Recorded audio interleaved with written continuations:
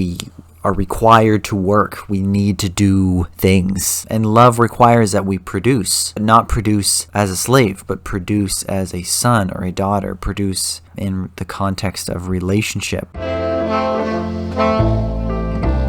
Welcome to the In Rest podcast with Noah Wiebe. I'm Noah. I have been a follower of Jesus for over 10 years. I'm a pastor. Specifically, I work with youth and young adults to help them know God and thrive. In this podcast, you will learn how to live the Christian life well, how to walk with Jesus, how to know Him better, and how to live the way God intended you to live. Thank you for joining me today for the In Rest podcast. Let's get to it. We're going to be talking about the true and real offer of the gospel. It is the rest that God alone provides. In this rest, we thrive and grow and know God. Rest is the only state in which we have real relationship with the Father. Rest is the output of a child of God. Rest is impossible for a slave or a servant. Rest is impossible for someone who is alienated. Rest is impossible for someone who is anxious and concerned about every detail of their lives. Rest is impossible for those who are outside God's will. Rest, true and real rest, is outside the realm of possibility for someone who does not know God. In this podcast, we are going to be getting real about living in rest, how we become people of rest. The result of a life lived in rest is a life of love and joy and peace and purpose. Love is the fundamental need of every human being. Living in rest is living in love. To live a life in rest is to live a life in love. That does not mean that we are always at rest. We're not always at rest because the reality is we are required to work. We need to do things. And love requires that we produce, but not produce as a slave, but produce as a son or a daughter, produce in the context of relationship, produce in the sense of being fruitful, rather in the sense of productivity for productivity's own sake. Not for efficiency, but for effectiveness. So love is productive. Love requires that things are done. Love does not exist without sacrifice.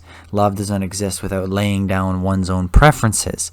Love does not exist without at times condescending to a level that we don't necessarily need to go to. Love requires that we humble ourselves. Love requires something of us. There is a responsibility, an onus placed upon us by love. So to be in rest does not mean to be at rest, in the same way that to live a life of love does not require that we are lazy, but requires rather a great deal of us. In fact, it requires everything of us. In Hebrews chapter 4, it says, "Let us make every effort to enter that rest," because there is a Sabbath rest available for the people of God. There is a Sabbath rest available for the people of God. The kingdom of God is near. The restoration that God has desired to bring upon humanity since its division from Him. Since humanity's betrayal, God has desired to restore us, to restore people. And the restoration that He has desired to bring into human history, the restoration that He's desired is here now, but it is coming in its fullness in the time to come. And because of that, we know that there is a Sabbath rest not only awaiting us, but there's a Sabbath rest that is available to us today. And what that Sabbath rest does to us is it launches us into a life of real purpose.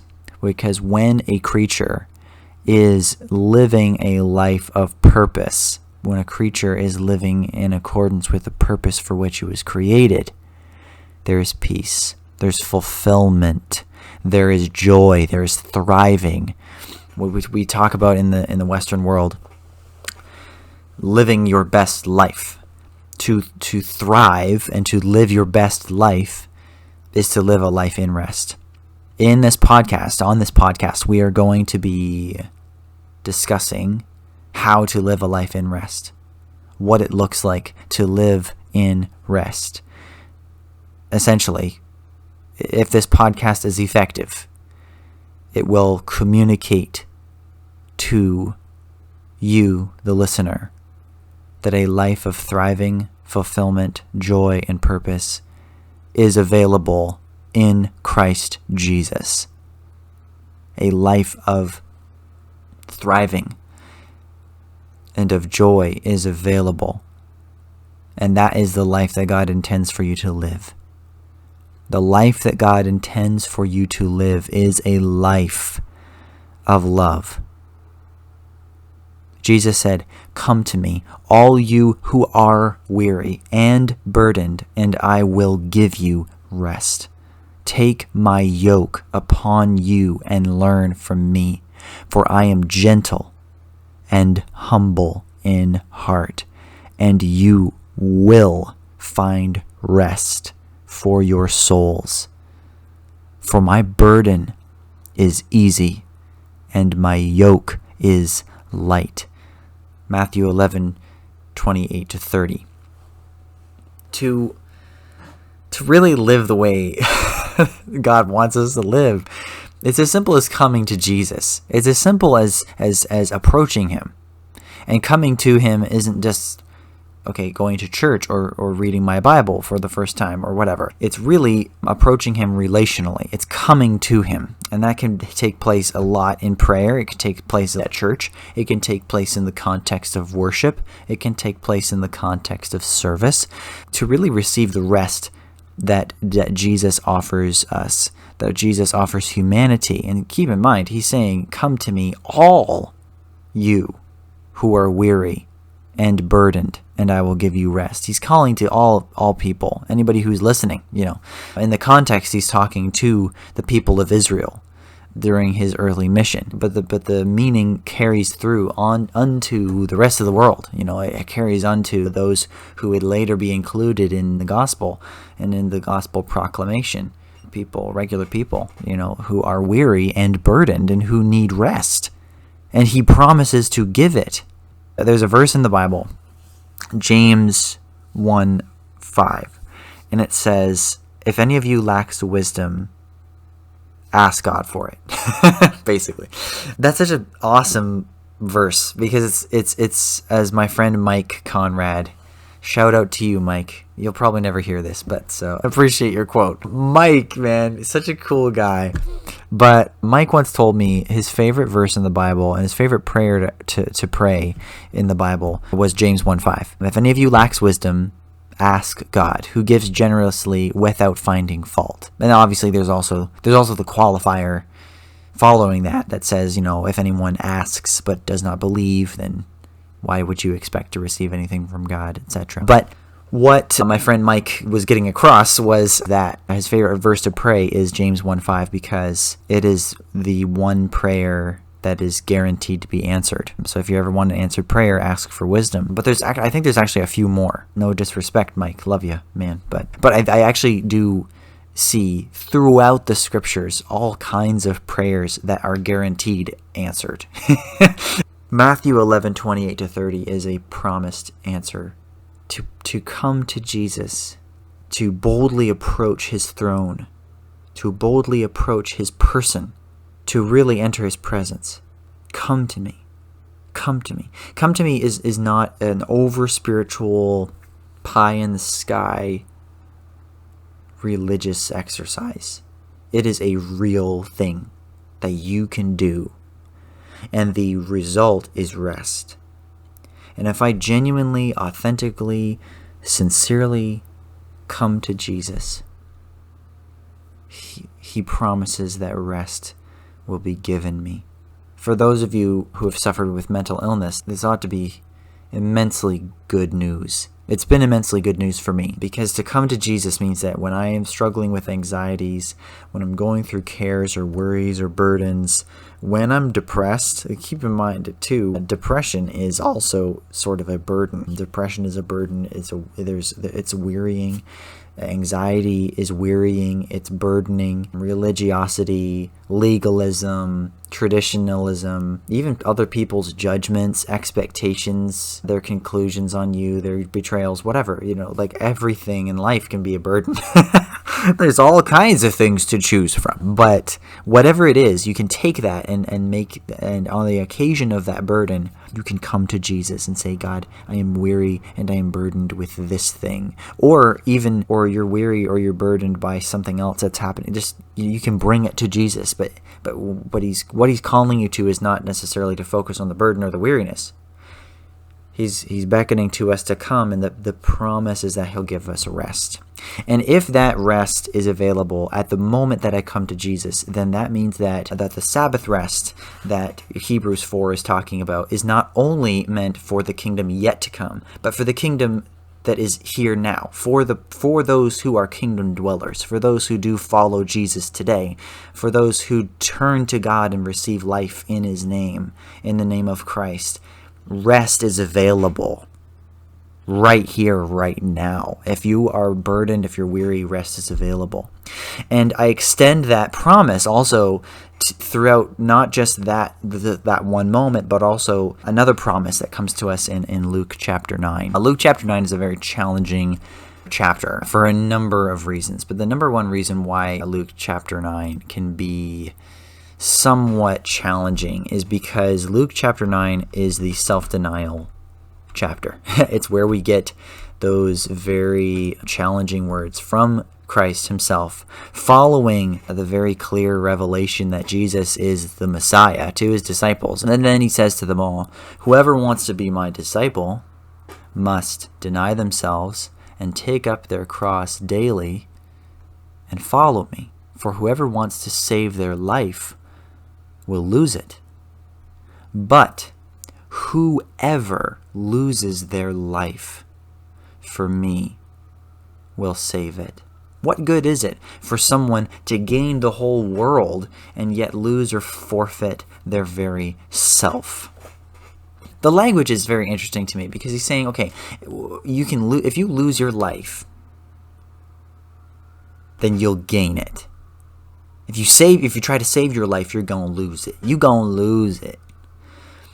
So if I choose to lose my life for you, Jesus, and for the gospel, I'll save it? Like, what is this? What does this mean? Well, if you take a look at some of the language that's being presented there, the words that he's using in this is he's saying, whoever wants to be my disciple. Other renditions of this same commandment in different translations, but also in other parts of the Bible that are running through this, right, in the other Gospels that repeat this idea. Whoever would come after me, whoever would be my disciple, whoever would be my follower, right? They must deny themselves and take up their cross daily and follow me.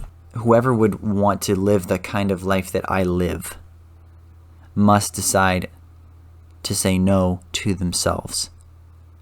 Not to self-reject, but to self-deny. Not to self-destroy, not to self-destruct, but to self-deny. It's to take on a choice, a decision of my own, which results in me giving my bodily living to Jesus. Taking up your cross daily is really entering into a life of humility, is to not necessarily be accepted by the society as we see it now. I'm not going to be able to get into that in this episode. I will get way deeper into Luke chapter 9 another time, but what I wanted to make clear was in verse 24 and 25, where Jesus says, whoever wants to save their life will lose it. If you try to preserve your life, if you cowardly try to preserve your own desire for living, your own preferences, your own whatever, if you're trying to preserve or save or sustain your own way of living, you can choose to do that, but you'll lose it. Like you'll lose whatever it is you're trying to hold on to, desperately trying to prevent happening, or desperately trying to protect, in your own life or in your own soul, and you refuse to surrender that to God. That's it. You lose it. But if you decide to say, you know what, whatever my life is today, whatever it is that I have a priority about, Jesus, I give it to you. I lose it. By offering that, by coming to Jesus, by giving up those burdens that weariness, you're giving your life to God. You're giving your idea of what life should be over to God. You're surrendering to God. You're trusting God with your life. Whatever you think life should be, if you give that up to God, on the other side of that, God will give you what your life ought to be. And ought to is not a prescription for better moral living or better behavior. Ought to is like, okay, what does health and joy, what does a thriving life really look like? Because if I think that the good life or my successful life is blank, and I give up that, whatever that definition might be, God will give me the true definition of what a thriving life would be, an abundant life would be.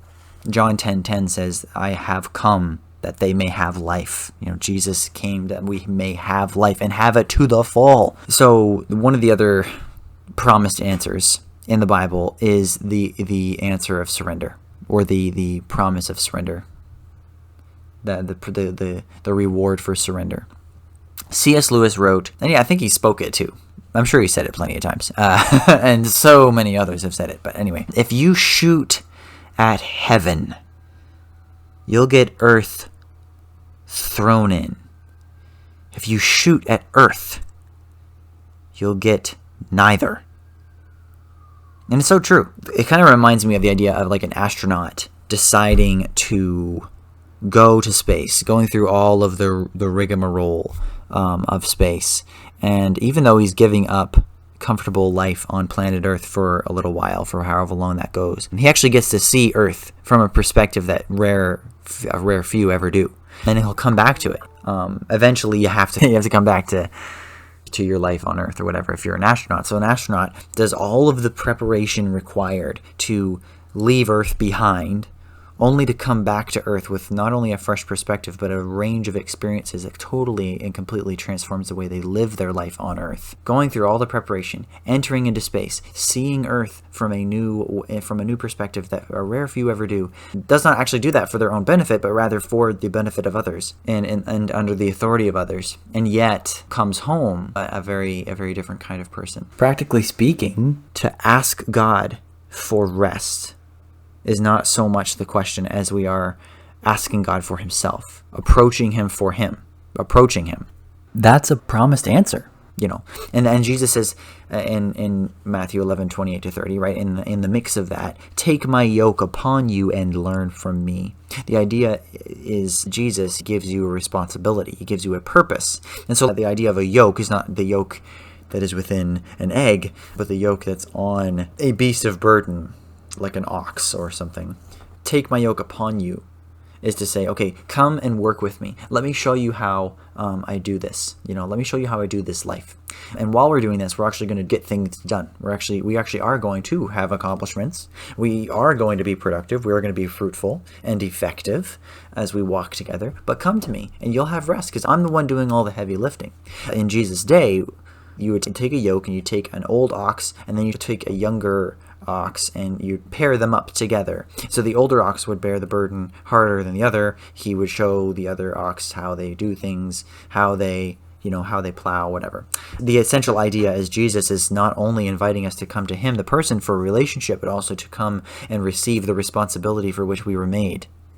We like to talk about purpose as our destiny, in this sort of, sparkly Disney sort of way, like, oh, this super fun. Our purpose has to do with the work for which we were made. Like if I make a mug out of clay and I throw it in a kiln and I do all the work that's required to make this thing, it's a vessel, it's meant to do something, I have a purpose for it. And a purpose points to a particular work or a responsibility or a thing to do, And the funny thing is that God does not make us with a purpose so that that's the end. He does not make us with a purpose to make that the basis of our relationship. Once you get to living your purpose, where do you go from there? Where you go is into deeper relationship. The point that God is getting across is like, come to me, and I'll give you rest. Like, come to me, and this is the kind of relationship we'll have. This sort of restful, friendship, and we'll do business. We'll do stuff. We'll accomplish things, and you'll have a purpose. And fulfilling that purpose gives us a sense of fulfillment, doing that work. Because the biblical idea of fulfilling your purpose is actually getting down and dirty with the responsibility for which God has made you. Jesus, in his earthly bodily living, never, ever separated himself from the Father relationally, and yet always desired to be obedient to the Father in the responsibility for which he had been given, because Jesus had the clearest sense of purpose that any human being has ever had or ever will have again. To come to Jesus is to be given a purpose, is to enter into a sort of work, into a sort of responsibility. And in the midst of that, we also learn that the purpose and responsibility for which God has made us is not burdensome and hard. It's not harsh, in a sense. It's not, we're not like sort of grinding away. This is not a grind. Everything that you do on earth, there's an element that this is hard work. It's not that it's not hard work, living the purpose, or even, the decisions that we make as a follower of Jesus will never require anything of us, because again, love has a requirement to it. But what I want to make clear, I suppose, is that us entering into relationship with God, coming to Jesus, not just in the entry, but in every time we come to Jesus, when we come to him and surrender to him and to choose to live the life that he made us for, instead of living out our own idea of what life should be or ought to be, there is a promise to that, and the promised answer is rest and life and peace.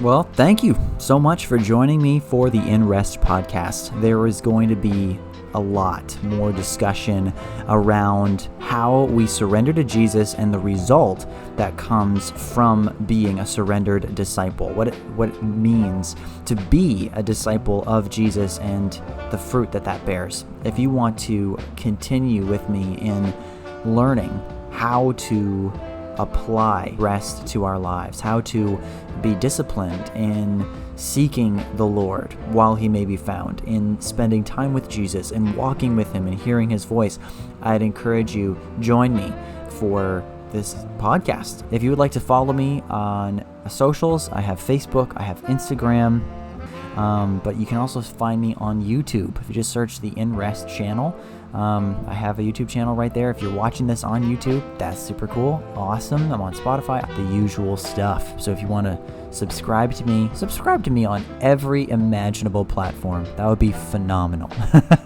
But as for right now, God bless you. Thank you again so much for joining me, and may the Lord give you peace this day as you seek him in surrender and in rest.